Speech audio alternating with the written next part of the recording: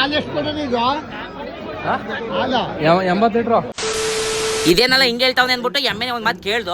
ಅದಕ್ಕೆ ಎಮ್ಮೆ ಅಂತೂ ನಿಮ್ಗೊಂಥರ ಸುಮಾನ ಪಡಿವ, ನಾನ್ ಕೊಡದೆ ಬರೀ 30 ಲೀಟರ್ ಅಂತೂ. ಅಯ್ಯೋ ಸರಾನಿ ಎಮ್ಮೆ ಅಂದ್ಬಿಟ್ಟು ನಾವು ಮುಂದಕ್ಕೆ ಬಂದು ಇವತ್ತಿಲ್ಗೆ ಏನಕ್ಕೆ ಬಂದಿದೀವಿ ಗೊತ್ತೇ ನಾವು. ಕೃಷಿ ಮೇಳದಲ್ಲಿ ಯಾರು ಏನೇನ್ ನೋಡ್ತಾರೋ ಏನೋ ಗೊತ್ತಿಲ್ಲ, ನಾವು ಮಾತ್ರ ಬರೀ ದನಗಳು ನೋಡಕ್ ಬಂದಿದೀವಿ. ನಾವು ಹೋಗಿದ್ದು ಎಲ್ಗಪ್ಪ ಅಂತಂದ್ರೆ ಮಂಡ್ಯ ಕೃಷಿ ಯೂನಿವರ್ಸಿಟಿಗೆ, ಮಂಡ್ಯ ಕೃಷಿ ವಿಶ್ವವಿದ್ಯಾಲಯಕ್ಕೆ. ಇಲ್ಲಿ ಈ ವರ್ಷದ ಕೃಷಿ ಮೇಳವನ್ನ ಹಮ್ಮಿಕೊಂಡಿದ್ರು ಮೊದಲ ಬಾರಿಗೆ. ಎಕ್ಸಾಕ್ಟ್ ಸ್ಥಳ ಇಲ್ಲಪ್ಪ ಅಂತಂದ್ರೆ ಇದನ್ನ ವಿಸಿ ಫಾರ್ಮ್ ಅಂತ ಹೇಳಿ ಕರೀತಾರೆ. ವಿಸಿ ಫಾರ್ಮ್ ನ ವಿಸ್ತೃತ ರೂಪ ವಿಶ್ವೇಶ್ವರಯ್ಯ ಕೆನಾಲ್ ಫಾರ್ಮ್ ಅಂತ ಹೇಳಿ. ನನ್ಗೆ ಬಂದಿರೋ ಮಾಹಿತಿ ಪ್ರಕಾರ ಈ ಒಂದು ಯೂನಿವರ್ಸಿಟಿ 600 ಎಕರೆಗಿಂತ ಅಧಿಕವಾಗಿದ್ದಂತೆ. ನಾನ್ ಹೇಳ್ತಿರೋ ಅಂಕಿ ಸಂಖ್ಯೆಗಳಲ್ಲಿ ಏನಾದ್ರು ತಪ್ಪಿದ್ರೆ ಗೊತ್ತಿರೋರು ಒಂಚೂರು ಸರಿ ಮಾಡ್ಬಿಡಿ ಕಮೆಂಟ್ ಬಾಕ್ಸ್ ಅಲ್ಲಿ ಬಂದು. ನಮ್ಮ ಮಂಡ್ಯ ಮೈಸೂರು ರೈತರು ಕೃಷಿ ಮೇಳವನ್ನು ನೋಡ್ಬೇಕು ಅಂತಂದ್ರೆ GKVK ಆಗೋಂತ ಕೃಷಿ ಮೇಳಕ್ಕೆ ವೇಟ್ ಮಾಡ್ತಿದ್ರು. ನಮ್ಮೂರವರೇ ಕೃಷಿ ಸಚಿವರು ಆಗಿರೋದ್ರಿಂದ ನಮ್ಮೂರಿಗೆ ಯೂನಿವರ್ಸಿಟಿ ತಂದವ್ರೆ. ಇನ್ಮೇಲೆ ಪ್ರತಿ ವರ್ಷ ಇಲ್ಲೇ ಕೃಷಿ ಮೇಳ ಮಾಡ್ತಾರೆ, ಬಂದ್ ನಾವು ನೋಡ್ಕೋಬಹುದು. ಈ ಕೃಷಿ ಮೇಳಕ್ಕೆ ಈ ಕೃಷಿ ಯೂನಿವರ್ಸಿಟಿಗೆ ಯಾಕೆ ಬರ್ಬೇಕು ಅಂತಂದ್ರೆ ಕೃಷಿ ಮಾಡಕ್ಕೆ ಗೊತ್ತಿಲ್ದೋಗಿರೋರ್ಗೆ ಕೃಷಿನ ಹೆಂಗ್ ಮಾಡ್ಬೋದು ಅಂತ ಹೇಳ್ಕೊಡ್ತಾರೆ. ಕೃಷಿನ ಮಾಡ್ತಿರೋರ್ಗೆ ಮುಂದೆ ಹೆಂಗೆ ಇಂಪಾರ್ಟೆಂಟ್ ಆಗ್ಬೇಕು ಅಂತ ಹೇಳ್ಕೊಡ್ತಾರೆ. ಹಂಗೆ ಬಿತ್ತನೆ ಬೀಜದಲ್ಲಿರ್ತಕ್ಕಂಥ ವೆರೈಟಿಗಳನ್ನ ತಿಳಿಸ್ಕೊಡ್ತಾರೆ. ಯಾವ ಕೀಟದಿಂದ ಯಾವ ರೋಗ ಬರ್ತದೆ, ಯಾವ ರೋಗವನ್ನ ಹೆಂಗ್ ತಡಿಬೇಕು ಬೆಳೆಗಳಿಗೆ ಅಂತ ಹೇಳ್ಕೊಡ್ತಾರೆ. ಆಮೇಲೆ ಇಲ್ಲಿ ನೋಡ್ತಾ ಇದ್ರಲ್ಲ ಯೂನಿವರ್ಸಿಟಿ ಬಿಲ್ಡಿಂಗು, ಇದನ್ನ ಕಟ್ಟಿಲ್ಲ, ಈ ತರನೇ ಕಟ್ಟರಂತೆ. ಅಯ್ಯೋ ಮಗ, ಕೃಷಿ ಮೇಳ ಮುಗ್ದೋದ್ಮೇಲೆ ಹೇಳ್ತಾ ಇದೆಯಲ್ಲಪ್ಪ ಇವೆಲ್ಲಾನು